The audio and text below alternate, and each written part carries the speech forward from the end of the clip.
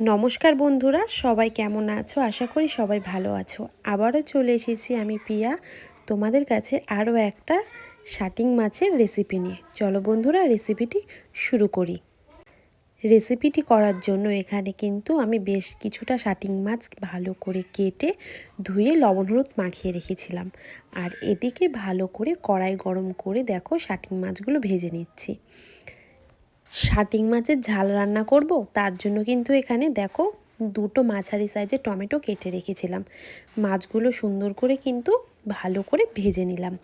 এবার মাছগুলো তুলে ওই তেলের মধ্যে কিচ্ছু ফোড়ন দেওয়ার দরকার নেই। ওই যে টমেটোটা কেটে রেখেছিলাম, সেই টমেটোটা দিয়ে একটু ভালো করে কিন্তু টমেটোটা তেলে ভেজে নেব।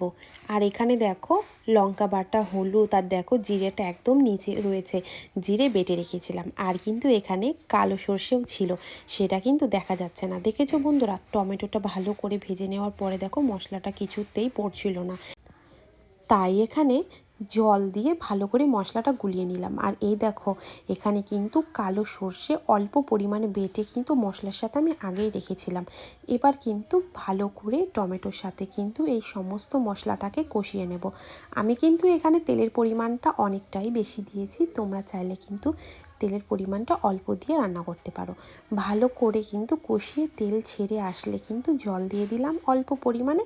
এবার দেখো ওপর দিয়ে কিন্তু ধনেপাতা কুচি দিয়ে দেব। ধনেপাতাটা কেটে আমি রেখে দিয়েছিলাম, তরকারিটা যখন একটু ফুটে আসলো তখন ধনেপাতা কুচি দিয়ে দেখো ভেজে রাখা মাছগুলো কিন্তু ঝোলের মধ্যে দিয়ে দেব।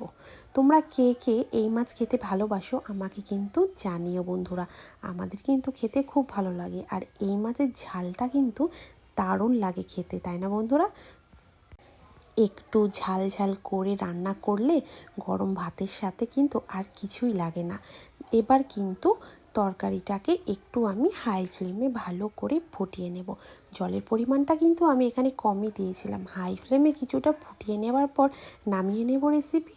দেখো বন্ধুরা, তোমাদের যদি রেসিপিটা ভালো লাগে তাহলে কিন্তু অনুরোধ করছি তোমাদের একটা লাইক, শেয়ার, কমেন্ট করার জন্য। তোমাদের একটা কমেন্ট কিন্তু আমাকে অনেক উৎসাহ দেয় আর একটা ভিডিও বানানোর জন্য। তো বন্ধুরা, টাটা, আবার অন্য কোনো রান্নার সঙ্গে চলে আসবো। তোমরা সবাই খুব ভালো থেকো, সুস্থ থেকো।